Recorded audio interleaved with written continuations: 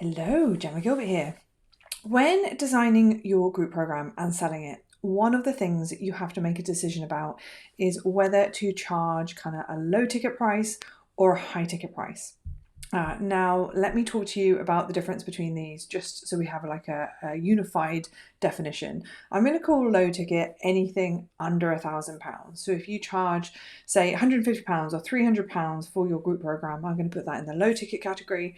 And then broadly, I'm going to say anything above £1,000 is more high ticket. So 1,000, 2,000, 3,000, 4,000. Let's go up to 10,000. You can go up to 20k in your mind if you want for a high ticket program. Now, a lot of people, when I chat to them about their group programs, say, oh yeah, I want to keep it affordable, or I'm going to charge a couple of £100 because it will be easier to sell. So in this video, I'm going to talk to you about why, in my experience, that doesn't tend to be true because of the other factors that play into it. By the way, if you're watching this on Facebook or Instagram or social media, give me a like, drop me a replay comment. Or if you're watching this on YouTube, hit subscribe or the bell so you get up to date with all of my videos. Okay, so low ticket versus high ticket. Now, if you charge lower price for your program, the reality is that you need more clients to hit your income goal. Okay, simple. So if you charge £200 for your program, you need to sell 10 of those just to get to 2k a month. So you'd be needing to sell 10 of those programs every single month just to hit 2k, right? And if we want to earn 5k or 10k, it's a lot more than that. Now, if you need more clients, then the reality is that you need a higher volume of leads, right? You need more people coming in the top of your funnel into your audience in order to have more people buying your program at £200. Now, that means you need a bigger audience and you spend more time on marketing and sales. So if we play out what that means, either you need a killer organic strategy, like you're crushing it on TikTok, you've got 100,000 people and growing, right? And you've got that lead flow.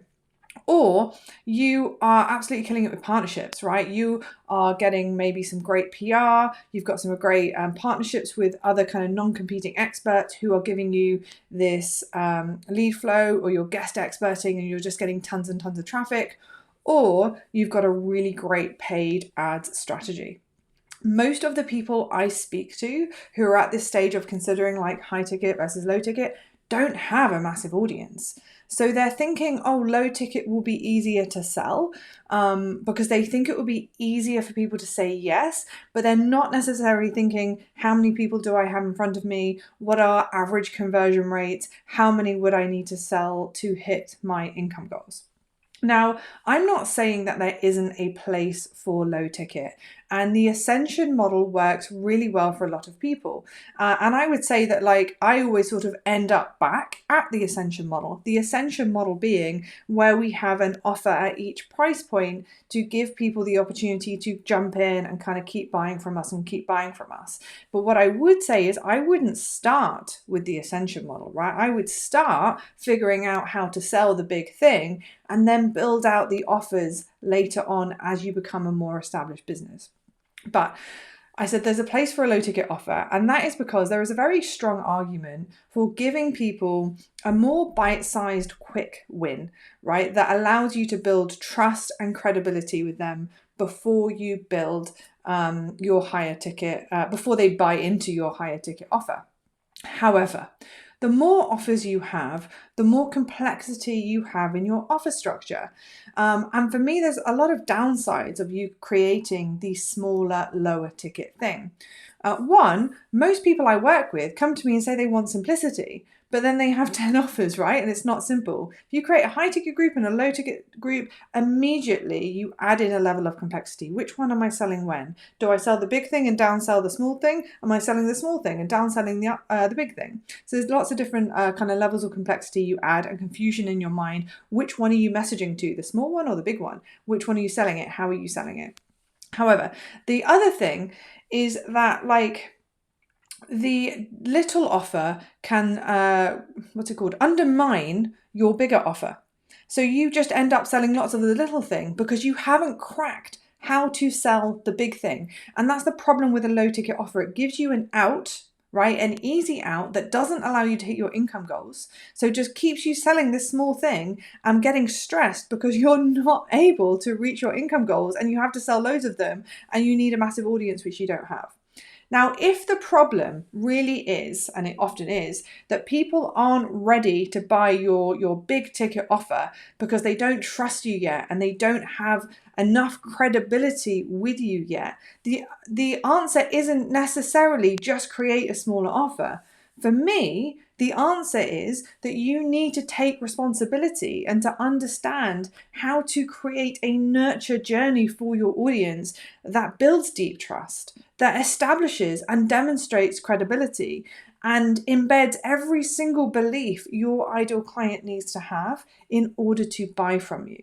Right? And that's what I help my clients with inside Amplify. It's a huge part of what I teach inside my group program. How do we build deep trust with our audience? How long do we actually need to stay with them before they're ready to buy from you?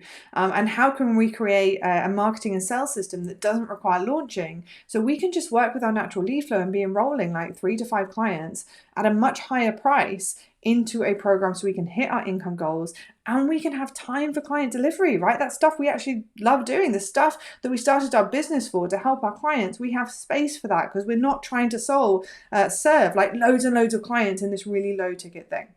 But another thing we cover is pricing and how to position and structure your offer to be able to command a higher price, right? And this is what a lot of people say to me is like, well, I'd love to charge more, but I don't think people will pay, right? And sure, there are some examples where we might be able to point to a sort of market ceiling of what people will and won't pay for. I'm going to give you an example, but then I'm going to break it. So for example, tutors, say you're an English tutor or a maths tutor, and you might say, well, people are only willing to pay X amount of money for this sort of industry. However, what if we didn't want to accept that, right? What if we thought, well, hold on, what if I was a high-end tutor? What would that look like? Who would need a high-end tutor? Well, you might say that employees whose career progression has been affected, is being perfected by their English language skills, their ability to speak English clearly, their perceived value of having an English tutor is higher. You might tutor high-profile politicians' kids, right? Again, the perceived value for them is going to be higher than a kid in secondary school, right? The stakes are high. It's a different context. It's a different transformation for a different ideal client, right? Let me give you another example. I want to differentiate market price ceiling from money mindset beliefs. We all, whether or not you are aware of them, have a lot of beliefs around money that have come from our upbringing, that have come from our life experiences. And these beliefs don't necessarily serve us anymore. So one example of a group that often has kind of set money mindset beliefs are therapists. I work with a lot of therapists inside Amplify who they're kind of fully booked with their one-on-one therapy clients and they want to transition to group. Now they often come with the beliefs like, I can't charge more than, and it ranges, some people are like £40 an hour or £150 an hour. In my area, Gemma, nobody pays more than X, so I can't go outside of this ceiling. And yet we're able to create a group program that we position at a much higher ticket price. I don't have a single therapist I work with that does not charge over £1,000 for their group program, even the ones that are only charging, say, £60 to £80 per session for their one-on-one therapy.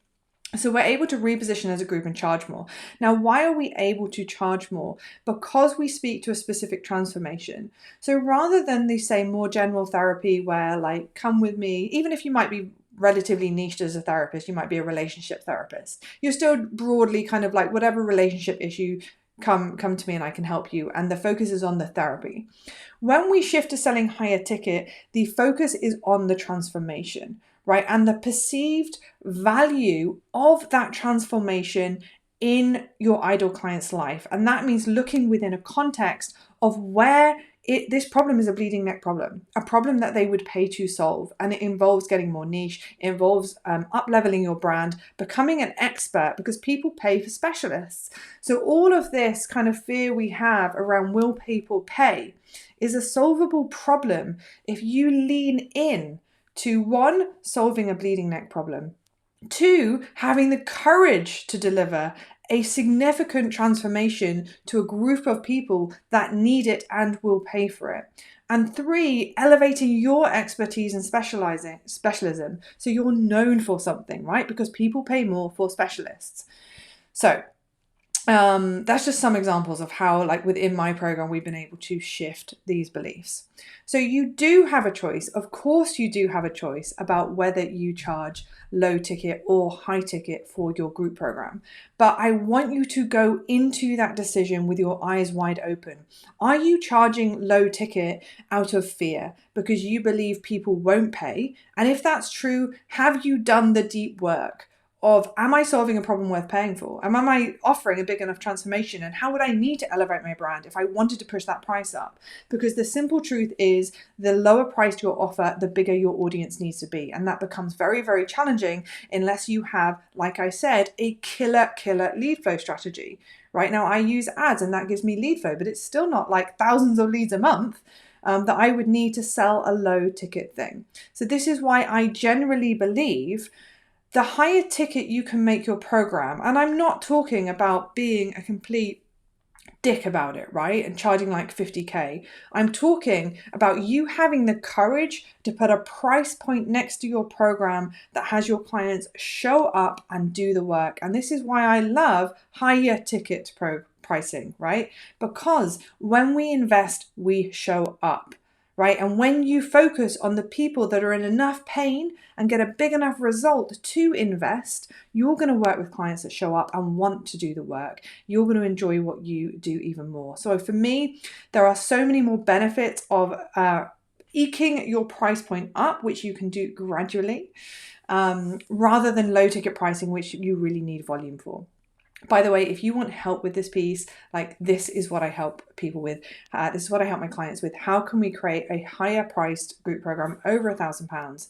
And how can we then enroll clients consistently each month? And if you'd like to chat about that, the offer is a 15-minute call. 15 minutes with us. I'll be with a member of my team to really look at like, what's your niche? And like, how can we raise the value of that? And what would a group program look, and what would it look like to scale that and enroll clients every single month? I'll drop the link if you want to book that. Thanks for watching. As always, if that resonated, if you found something useful, let me know in the comments. See you later.